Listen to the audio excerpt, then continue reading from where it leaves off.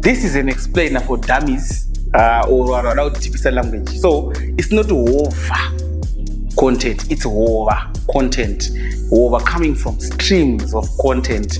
This is a platform where you will be seeing different types of content, from photo shoots, video, coverage, unknown. But kungoti over as in streams of content. Streams, multiple streams.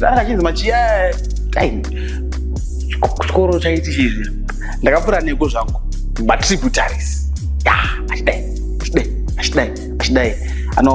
And also we post these on TikTok, Instagram, Facebook, and YouTube.